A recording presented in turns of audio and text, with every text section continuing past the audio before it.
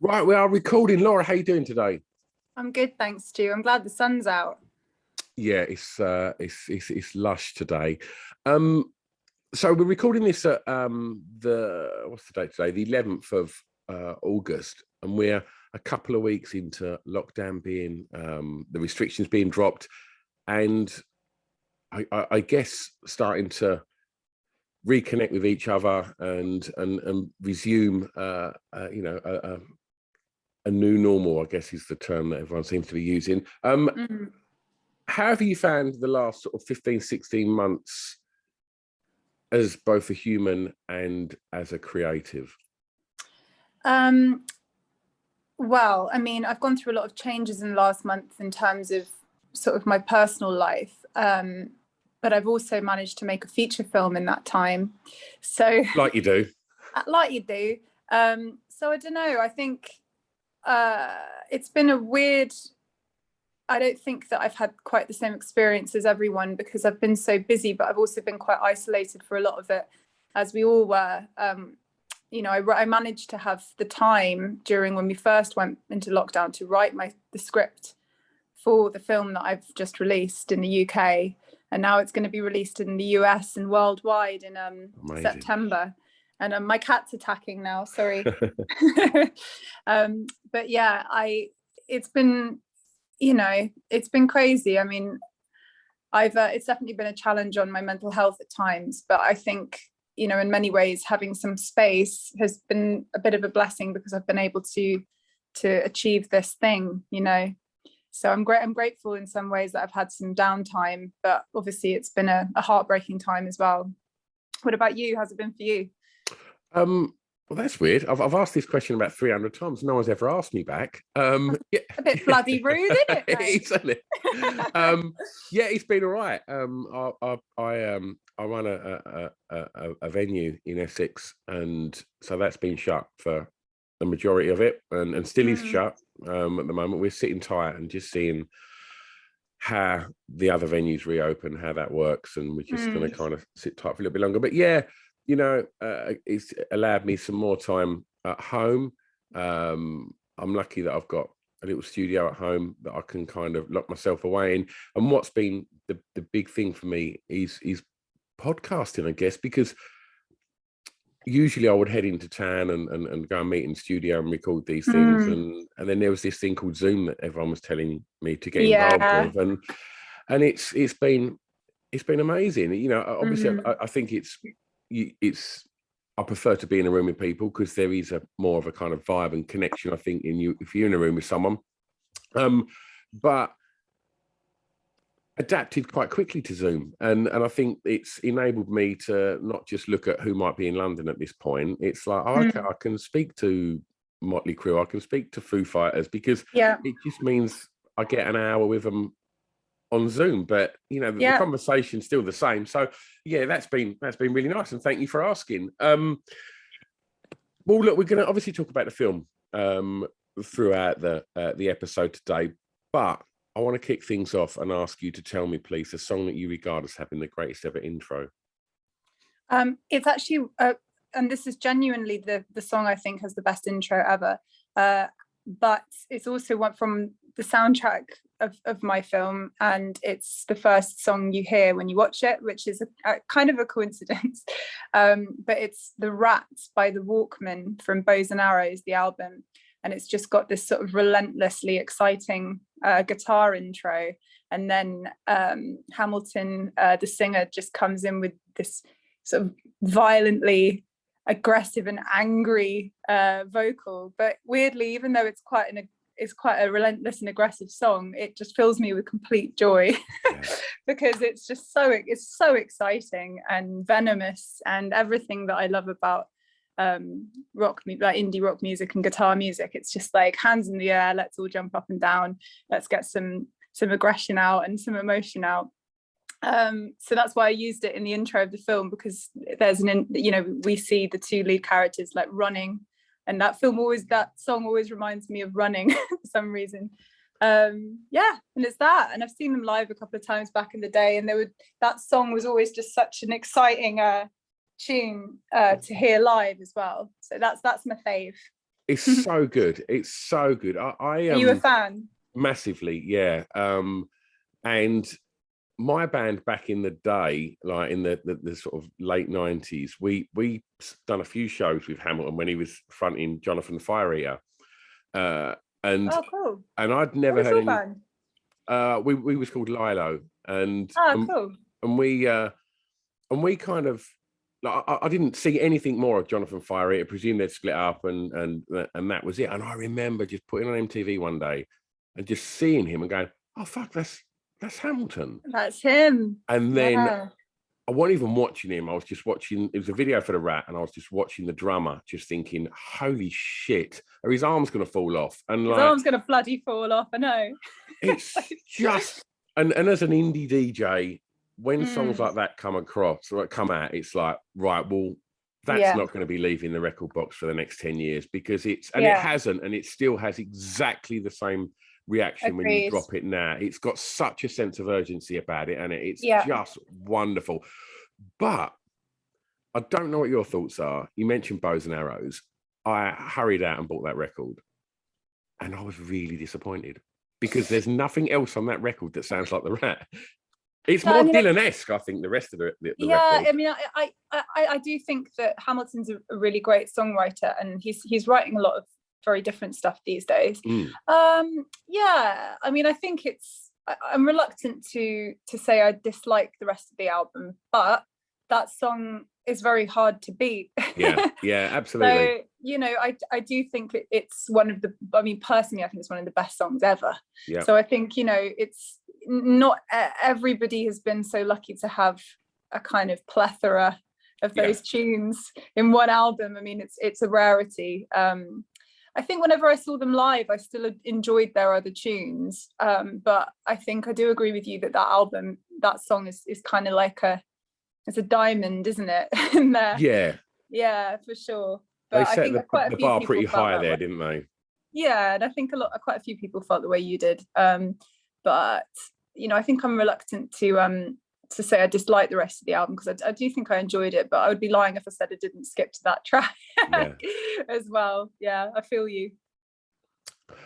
Track 2, I'm going to take you back now and ask you to tell me the first song that you remember hearing that had an emotional impact on you, please. Well, I think this was a tricky one for me, actually, because I couldn't, there are so many, aren't there? As a music lover, you can probably appreciate. But I think I grew up, my mum and my brother, my biggest brother, who actually did the incidental music in my film, Marsh, they loved The Cure. And my mum was also friends with Boris, the drummer from The Cure. Wow. Which was quite, I mean, a funny story that I won't, I wasn't there for, but was my brother's a drummer. He plays drums for Lana Del Rey now, but back then he was a teenager sort of playing drums, and he was obsessed with The Cure. And he just came down one night into my mum's kitchen, and she was just sitting with Boris. And because he lived near us in the West Country, and obviously she was quite a cool mum, and she obviously just made friends with him out and about. And Tom was just like, "I love you," and I love that story. But obviously, I was really little then, so it took me a minute to, I was sort of soaking in all this incredible music in my house. Yeah. But I think that song has always stayed with me because it reminds me of those guys, my mum and my brother, who mean a lot to me. But also, I just think it's what's so sweet about The Cure, and especially that song, is that they're a weird, indie rock band, but that's, Robert Smith just writes the most beautiful, loving, gorgeous lyrics. And I think if you've ever been in love, the lyrics to that song just they really tap into you. And yeah, have you announced what song it is yet? Have I not? Just like Heaven by The Cure. Perfect. Sorry, everyone.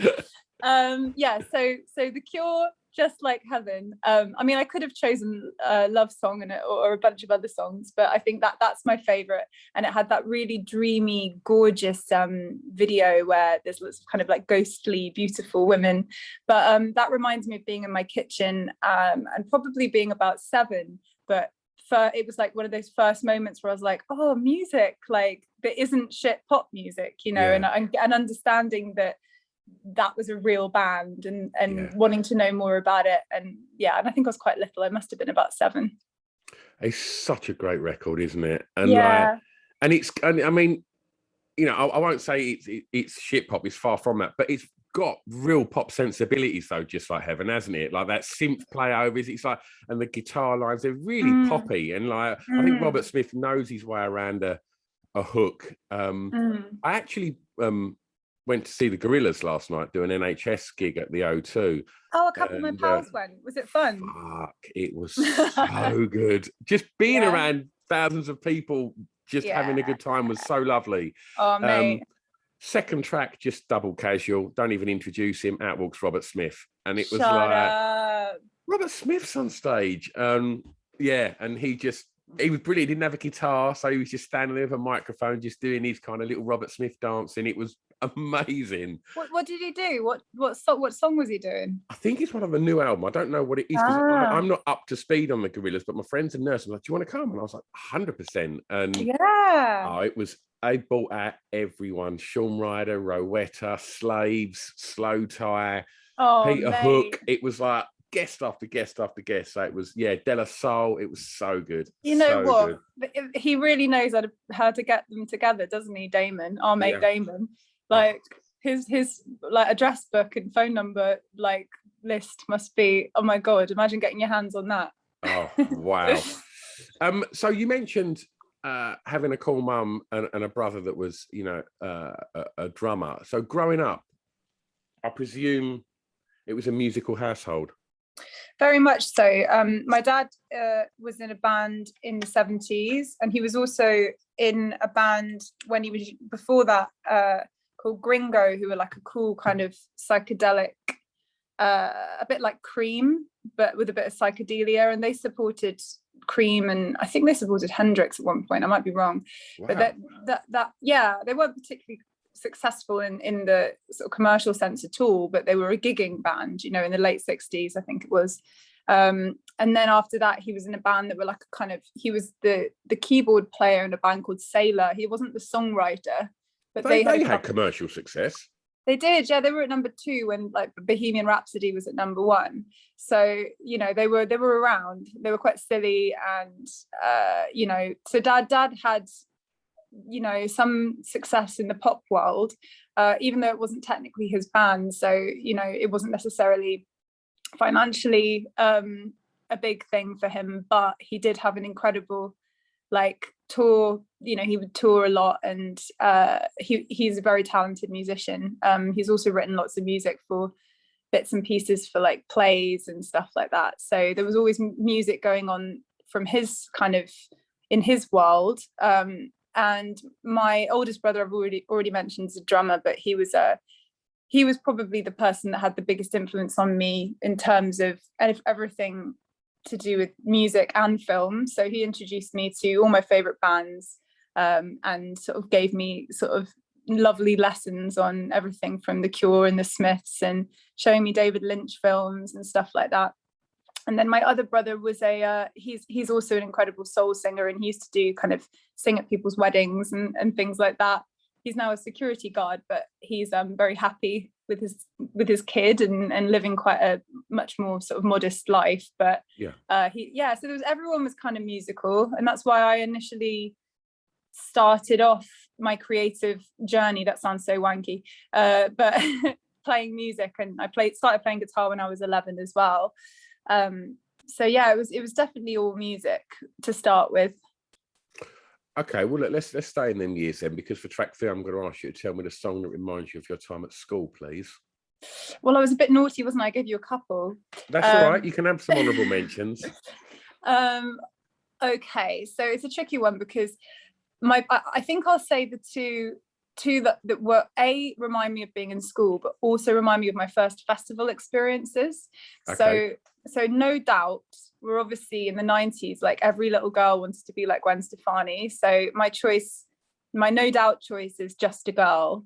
Yep. And I remember just thinking she was the coolest thing ever. And we all used to put those little bindies on our foreheads, and I remember just thinking, oh, this is so cool. It's a like female fronted, fun, like punky band and feeling so excited by that, because there wasn't that many female fronted bands. It was Skunk Anansie and Garbage and stuff like that, but I just thought Gwen Stefani was so cool, and feminine as well, like so it was quite exciting, you know, to see her.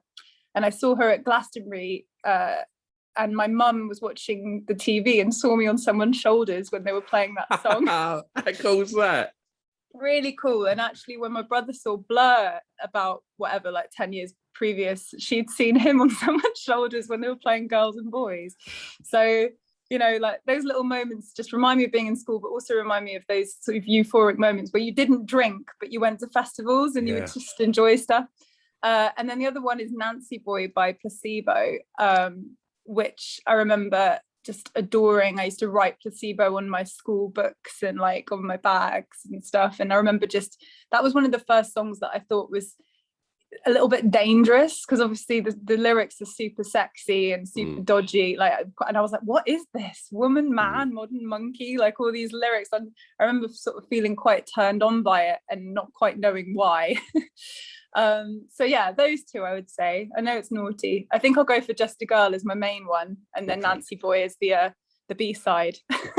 and I think like when Brian Molko first sort of popped up, he was a really fascinating, interesting frontman, because I think he was quite unique at what he'd done at that time, and I think that band didn't really sound like a lot of other stuff that was happening at that time as well. I think it was just, I think that maybe the first sort of 3 albums by Placebo, I think, are wonderful. So that debut record is amazing, and I remember hearing like Nancy Boy and seeing it on like Jules Holland and just thinking, this is wonderful. And yeah, totally. And he looks so cool as well, and yeah, it's really weird because my mate Jay was from where I live was in a band as well.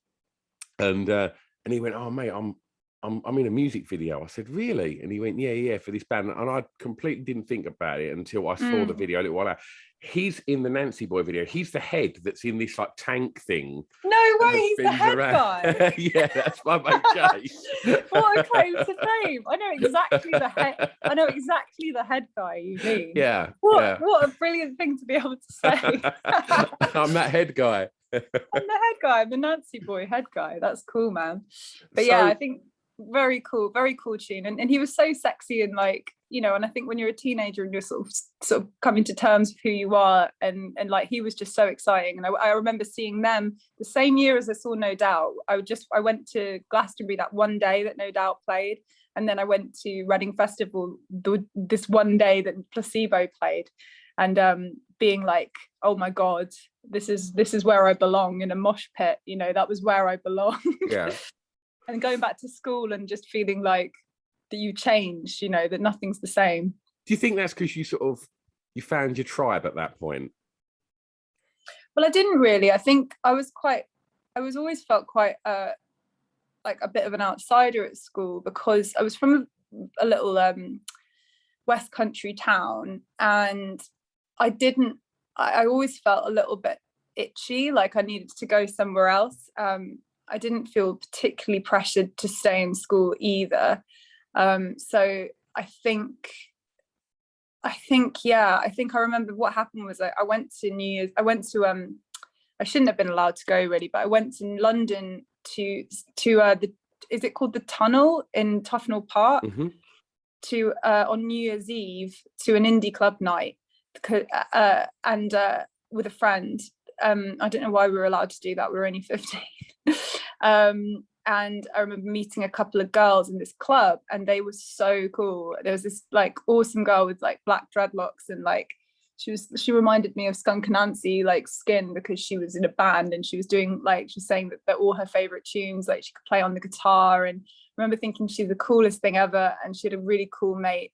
And I remember thinking, I want to be friends with these guys. They're like awesome. And they were the ones that were like, come to these festivals. So then I wanted to move to London, of course.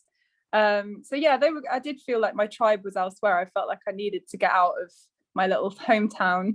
I didn't really feel like I found the right, you know, I had friends back home, but I didn't feel like I had 100% like I didn't really have anything in common with them. It wasn't until I moved to London that I met like-minded weirdos, sort of lost weirdos like myself, that I felt like I fitted in, really. Did you know what you wanted to be when you was at school? I still don't know what I want to be, mate. I think I just wanted to create stuff. I was always like, I've always been quite relentless in my kind of creating and making things. I remember apart from my brother and my mum and my dad and like the people in my immediate family that were inspiring in terms of creativity, there was an art teacher in my school called Mr. LG, and he was just a very cool dude, and he really inspired me. And I remember just feeling like, in his classes, I felt really safe because I could make stuff and create stuff, and he didn't treat me like a child and would chat to me about art, and not just about what he was teaching, but he would teach us a lot about the history of certain things, and I was really just thought he was amazing. So I always carry a little bit of him around with me, I think. So no, I didn't really know what I wanted to be, but I did, for many years want to be a rock star. That was definitely what I wanted to be. And that only started to fizzle away when I started acting, and I realized that that's really what I wanted to do. And being on a film set was where I felt really, really at home. Yeah. Was you confident? I pretended to be. Yeah, I pretended to be really confident. And I think, I don't know if that many people really are they? I think I still sort of do that. I think I still pretend to be confident. And it's like a kind of armor, isn't it? But yeah, I pretended to be confident, and I think it was just sort of a defense, not a defense mechanism, but it's a way of protecting yourself. I went to quite a rough school, so you had to kind of, if you acted weak, you'd find yourself pinned up against a wall somewhere.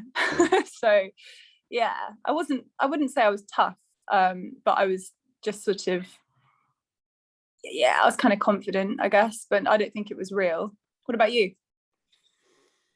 No. Literally everything you're saying is kind of it's like you're holding a bit of a mirror up. Like, I wanted to be a rock star, and I didn't know what else I wanted to be, and and still don't really know. Still just trying to create stuff and have some fun, and fake it till you make it. Yeah, whatever that means. Yeah, I'm still trying to work that out, mate. Honestly, I'm trying to be as honest as possible. I think if anyone that was in school with me, I think my close friends in school would have seen me for what I really was and loved me for that. But I think I probably seemed confident, but in reality, I wasn't really. I was quite anxious, and I was good at pretending. I think faking, like you said. Did you like attention? Did I like attention? It depends what kind of attention. I think the wrong kind of attention was uncomfortable. I think, as a young girl, if you get attention from the wrong places, it can be quite uncomfortable. But I certainly liked people watching me perform or entertain them. Another thing that I really appreciate about my brother and my mum and my dad and my other brother is that they're all funny motherfuckers. So I used to crack jokes a lot, and the noise, the sound of people laughing at your jokes, you really get off on that. So yeah, I liked attention, I guess, but it's addictive, isn't it? It's dangerous. Absolutely. Well, for track 4, I'm going to ask you to tell me the first song you remember buying from a record shop, please. It was God, I think it was off OK Computer. It was Paranoid Android. That was the first record I bought. I wouldn't say that was the first single I bought, but the actual record itself. I had a record player that was in a suitcase, and I remember wanting to hear that song really badly on a record player. And I mean, it's one of the most obvious albums to say it's one of your favorite albums. I know that, but it's a reason for that, right? It's because it's really fucking great. fucking flawless is what it is, and totally unique, and it deserves all the praise. They're probably maybe my favorite band, again probably definitely lots of people's, but I went as far as getting a Radiohead tattoo when I was drunk. That's how bad I am. Wow. It's from Pyramid's song, and it says nothing to fear and nothing to doubt, which is quite funny because it's kind of like a confident thing to have on your wrist for an anxious person. but yeah, no, Radiohead are amazing, but that was definitely the first record I bought for sure. Wonderful. Well, let's talk about the film, and to kind of sort of lead into that, I asked if you was confident, and you'd said you'd fake it to a degree. You've chosen an industry to work within that is famously competitive and difficult and tough, and yet you've made a film. So, confidence aside, tell me about drive. Well, I don't think I've ever suffered from not like without having. I've always had drive. I think. Yeah, but I've also had like mega loads of knockbacks, and I've been, I moved to London when I was 17, and I was very persuasive to my parents. I don't want to make out like they just sort of let me willingly to bugger off to London, but I didn't continue with my education. I said, I want to move to London, I want to start a band, and that's what I want to do. And I was so persuasive. And then, I started a band, and we had like maybe a couple of all right tunes, but we supported a couple of big bands and did a little bit of touring around Europe. What was your band called? Screaming Ballerinas. Okay. We supported we went on tour with the Rakes when they were sort of at their peak. And we also had like a cute following of like indie club kids in Italy. So we did a tour of Italy, and there was lots of people that knew all the words to the songs, and that was probably the best memories I had. But we suffered a lot of knockbacks from the music industry, lots of people telling us that no one signed female fronted rock music. And it was tough for a young'un, because I was only like 18, 19, and it was my band, I wrote all the tunes. So having those knockbacks, and also meeting lots of, I'm sure well, that in the music industry you get a lot of tricky customers as well, and lots of misogyny and lots of people knocking you back. I think they're called wankers. They are called wankers. They're also called pricks. Yeah. There's stacks of them as well. Stacks of them, yeah. And we can all be a prick from time to time, but there are some fucking weapons in the music industry. And I think I had this sort of, I'd only been in school, so going straight into the music industry and trying to persuade everyone to let you be the new Gwen Stefani, which I probably wasn't, but at the same time we were all right. And like we had a couple of managers that tried really hard to get us a major label deal, and all we really should have done is release a couple of like tunes on little labels, but we weren't really given that opportunity. So I kind of crashed and burned and called it a day because I couldn't handle it. So I think going through all of that, everything's a little bit easier than you'd expect. I think, learning to not take everything to heart, and to, just if you've got an idea and you really believe in it, just put the work in. Like, don't, I think if you really believe in something, and that sounds mega cheesy, but like with this film, I felt very like focused, which is rare. I haven't felt like that for a long time about something, and I just sort of saw it through. It was like step by step with the like support of quite a few people that made the film possible. I managed to, who believed in it and loved the script and loved the idea and loved the soundtrack, loved everything about it, helped me sort of pull it off. So the drive is there. The creativity is there. The confidence, comes and goes, and sometimes it's fake, like we said. But I think with the support of other people, like good eggs, you can achieve that shit that you want to achieve. And I think I've done that with this. Every day is really tough. Like, I didn't realize how much work you had to put into releasing a feature film, but yeah, it's tough, but it is possible. Anyone out there that wants to create something and make it happen, you just got to keep your eye on the prize and make sure you have the right people around you to support you. Absolutely. Good Eggs is a great name for a band. Yeah. Isn't that a good egg name? Yeah, it is. So tell us about the film. What can people expect from it? And what's it called? It's called Giddy Stratospheres. Giddy Stratospheres, and the name, the title is a Long Blondes song. The Long Blondes were a brilliant band, for anyone that doesn't remember them, in the noughties indie music scene. They were a real kind of like awesome kind of name at the time. Amazing live band, female fronted by Kate Jackson and the songwriter Dorian Cox, who I had to kind of when I realized that that's the song that I wanted as the title, I had to contact them and get the their kind of go ahead, and they've been really supportive from the word go. But to cut a long story short, the film is set in 2007 in the noughties indie music scene in London, which I was very much a part of. And the storyline follows two best friends and their journey to the female lead's grandmother's funeral, and she's getting flashbacks from the night before, and she's trying to piece together what went wrong and what happened, and her friend is trying to persuade her to remember and trying to trigger her memory off, while we're seeing sort of flashbacks from this crazy night before where they went to this particular gig. And I won't give the game away, but it's it's about friendship, it's about music bringing people together, it's about mourning, it's about it's very hedonistic. There are a few elements to it that are true to my story, and it's got a bloody amazing soundtrack. And yeah, I think that kind of gives you the gist. Yeah, that's it. And am I right, Richard Herring's in it? Yeah, we've got some great actors in it. We've got some great fresh talent, but we've also got some cool sort of comic heroes.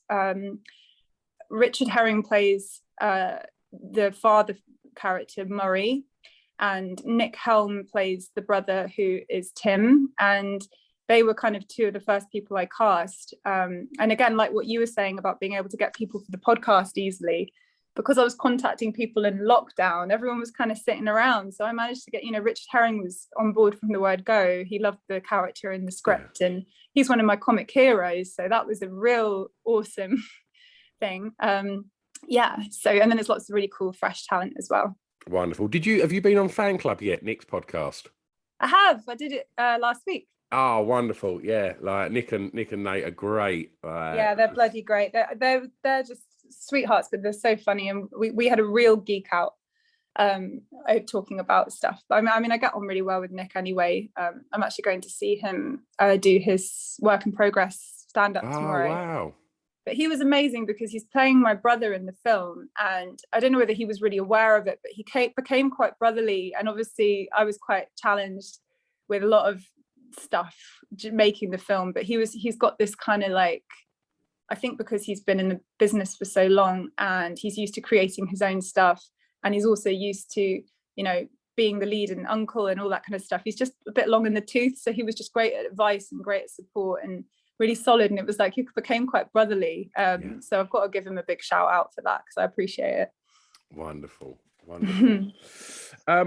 Right. What's next? Oh, clubbing. Yes, I've done Track a lot 5. of that. The song that soundtrack your year's clubbing. So we did mention this on a WhatsApp natter when we was sorting out this recording. And so you got stuck into DJing as well, right? I did for years, and actually I was still DJing before lockdown, but I was doing kind of like the odd gig here and there. But I learned to DJ because I had my own club night, and me and my best mate Eloise, who ran the night, we used to just sort of play records in between the bands just to make things a little easier. But consequently, I learned how to DJ.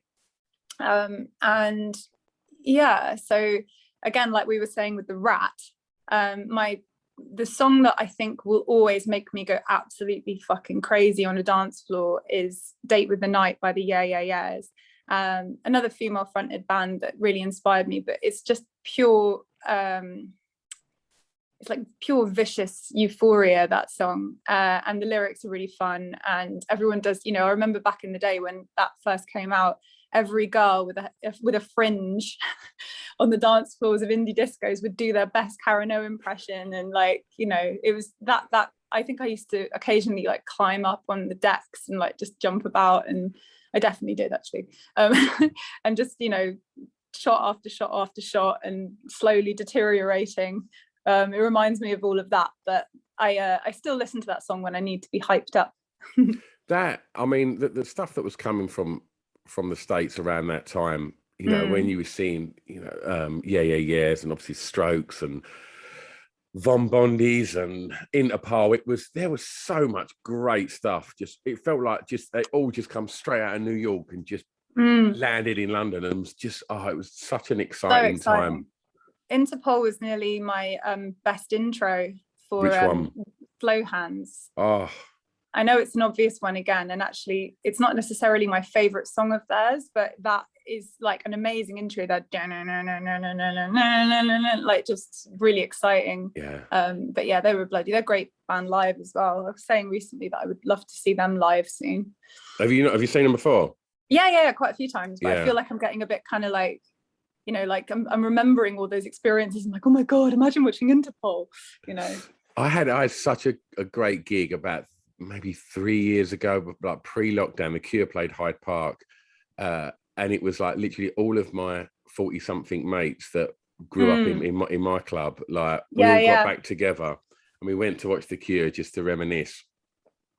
Supported by Goldfrapp, Interpol, Ride, and Slow Dive, and it was cool. It was just pure nostalgia, and it was so lovely. And it's like, it's really weird. I spoke to so many different sort of musicians on this podcast, and some of them are quite odd about nostalgia, and because I'm a big fan of, like, the Pixies are over and they're playing Doolittle, or Jane's Addiction are over and they're playing Ritual, and it's like, I like going to watch a band from my formative years play that one record. Are you a fan of that?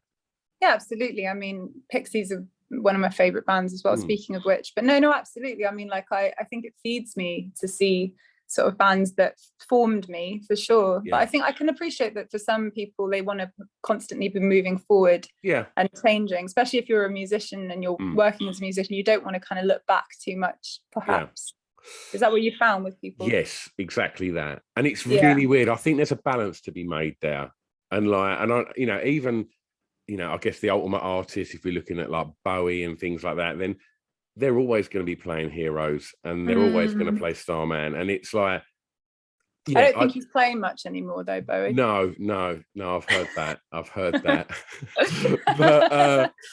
But I went to see Madonna.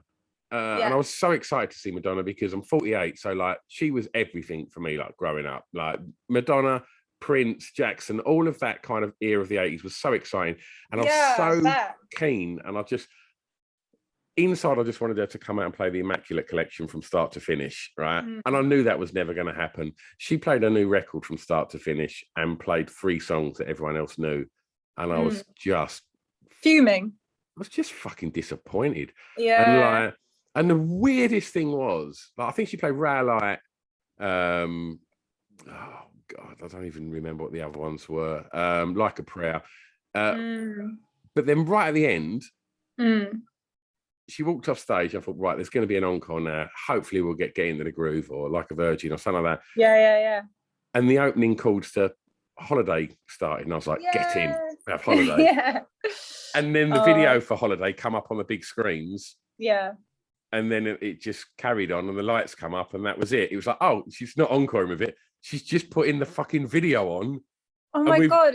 And we've just got a bit of a piss take. Like she's winding you up. It was so weird. It was like your encores, you just having a cup of tea at the back and doing some yoga whilst we all stand there and watch the video. God. It was a bit of a weird cop out, Madge. Yeah, it was a massive cop out. So tell me about clubbing, and what did you want from a night clubbing? Well, I just wanted to, I think in those days when I was going out all the time. Whereabouts? Well, let's see. I mean, I was quite lucky that I was usually DJing, to be honest, on this particular scene. But we used to go regularly to, like, my friends that were all part of this same kind of music scene, all the bands and all the DJs and stuff that were all little indie kids.